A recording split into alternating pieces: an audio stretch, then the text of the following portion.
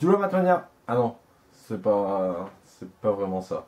Salut tout le monde, on se retrouve aujourd'hui pour la review de NXT, donc voilà, en compagnie de moi-même, Alex Tech Wrestling. Aujourd'hui on se trouve pour la review donc, de dernier show de NXT, donc le premier show de l'année, voilà, puisqu'on avait eu pour l'instant des matchs de live event diffusés à NXT, donc aujourd'hui moi j'attendais ce premier show, je vous l'avais dit la semaine dernière donc que j'allais faire une review de NXT, bah résultat ils m'ont mis des live event donc non, et cette semaine je vous avais dit que je ferais NXT et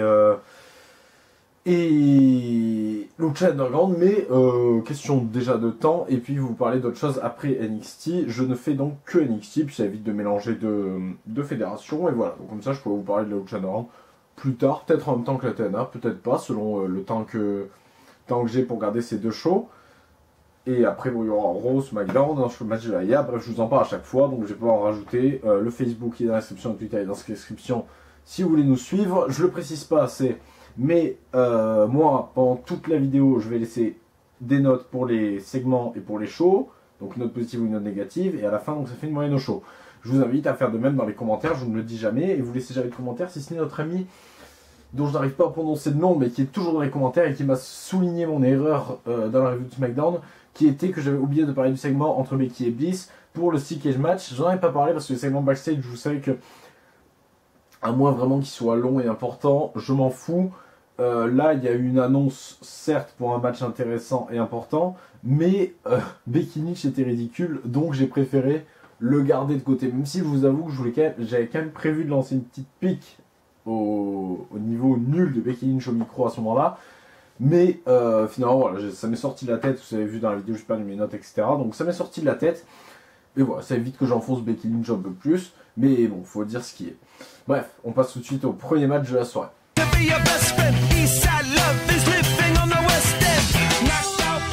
Le match de la soirée, donc Jobber contre Billie Kay et Peyton Royce. Alors, donc dans les Jobbers, il y avait Lara Croft qui est devenue blonde, hein, donc c'est plutôt cool qu'elle soit venue. Rien à dire, hein, concrètement. Alors, le segment parking qu'on a eu avant, comme je vous disais, moi ça m'intéresse pas trop les segments backstage.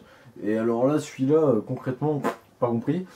Ils nous ont quand même fait croire que dans le même show, enfin dans la même soirée, elles se sont battues en parking. Puis il y a eu le match, donc Asuka est intervenue à la fin. Puis Asuka est allée se plaindre dans les backstage. Wouh. Donc à la fin du match, on a Asuka qui bon bien sûr les Jobbers ont perdu forcément. Donc Asuka intervient à la fin. Asuka intervient à la fin.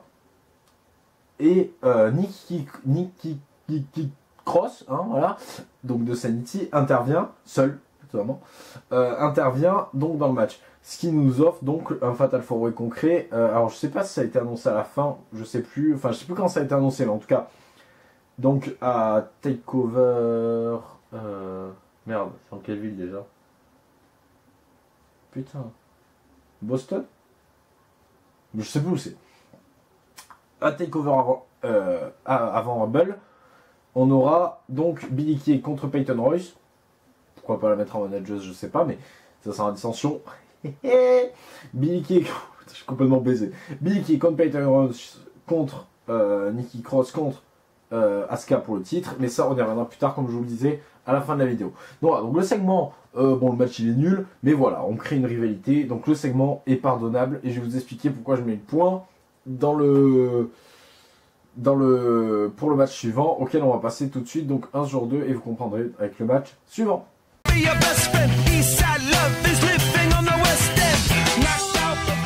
Match suivant, Elias Samson contre Jobber à nouveau. Alors, donc je vais vous expliquer un peu mon topo. On nous montre un peu Izoku d'Elias Samson, ce qui est plutôt cool. Elle a encore changé depuis sa blessure, depuis son retour. Bref, elle change tout le temps. Izoku d'Elias Samson, mais c'est quand même un catcheur que j'aime bien. Il me fait penser à Charles Manson, et ça, il n'y a que moi qui trouve ça cool. C'est quand même, donc voilà, c'était bon, mais pas trop. Le truc, c'est que ça nous fait encore un match contre Jobber, donc ça, c'est pas cool. Et je vous explique, c'est que ces deux matchs contre Jobber, mais ils sont quand même entre guillemets intéressants.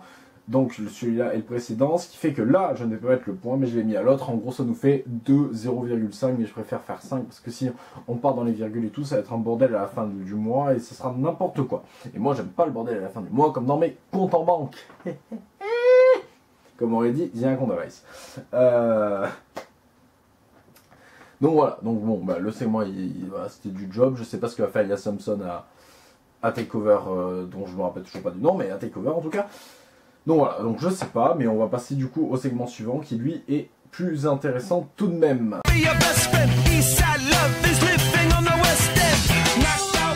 Alors le segment suivant entre Oney Lowcran, wow, pas mal, hein, contre Andrade Almas.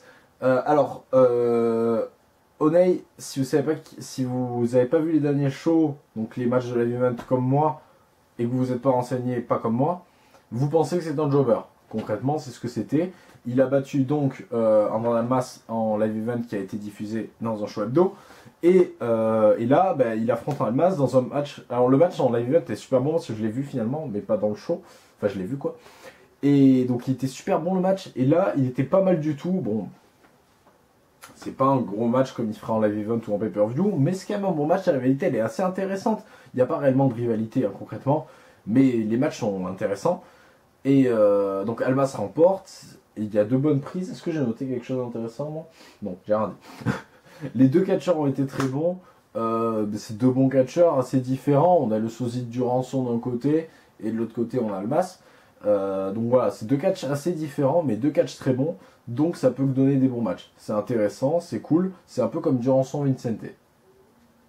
Voilà, donc les placements de produits, ils sont faits. Ensuite, qu'est-ce qu'on a eu de... Ben voilà, rien de plus. Hein. Comment vous dire que c'était un bon match, voilà, c'est tout. Donc bon match avec un point bien sûr accordé, ce qui nous fait une moyenne de 2 sur 3. Ben, c'est pas mal du tout. On va tout de suite passer au dernier match et au main event.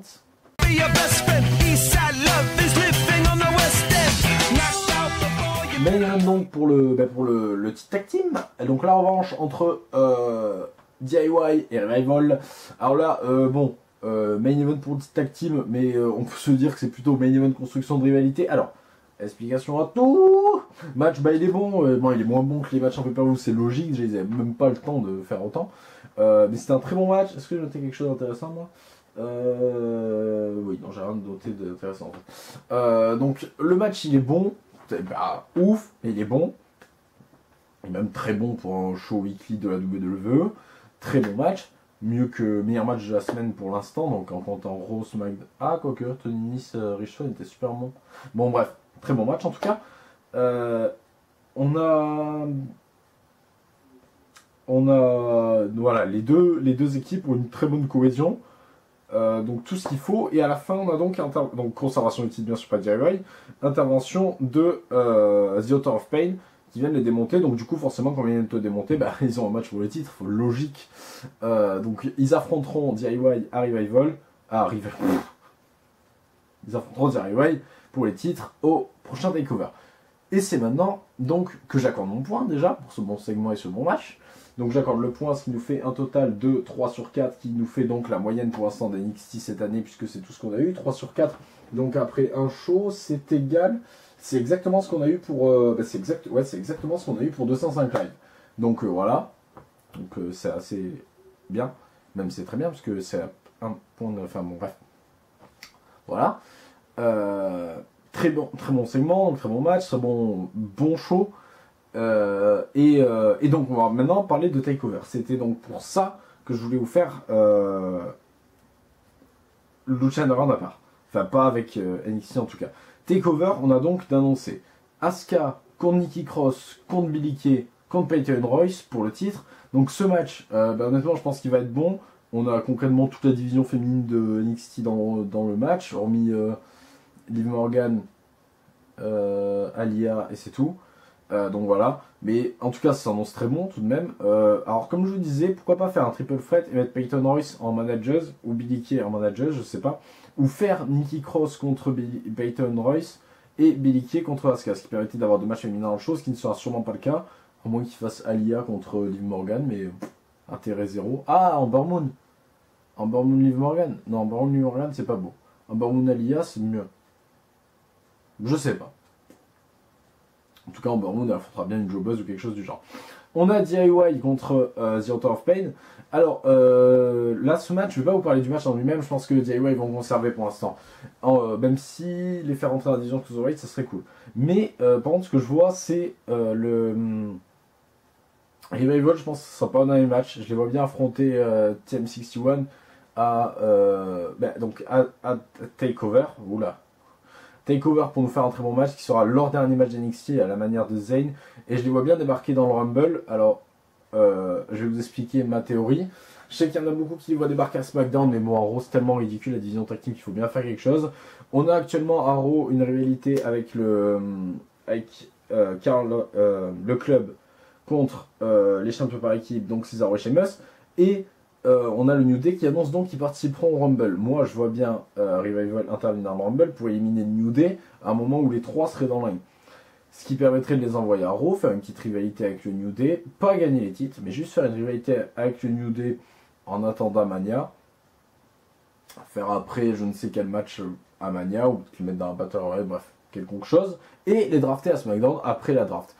Un petit run à Raw, histoire d'alimenter la division tag team de Raw qui en a bien besoin. Puis partir à SmackDown à leur place, avec des nouveaux champions que American Alpha, ce qui éviterait d'avoir des rivalités qu'on a déjà vues. Donc voilà. Voilà, et le main event c'est donc Bobby Roode contre Shinsuke Nakamura, donc pour le titre. Ce match, je l'attends très bon, j'espère en tout cas ça va nous changer des matchs avec Joe qui étaient bof, mais voilà. Donc, j'ai rien à vous ajouter sur ce NXT, j'en ai déjà dit beaucoup bizarrement pour un show aussi court, mais voilà, je vous dis à la prochaine pour Lucha Underground, le tournoi UK, Raw, AIA, etc. Bisous, à bientôt.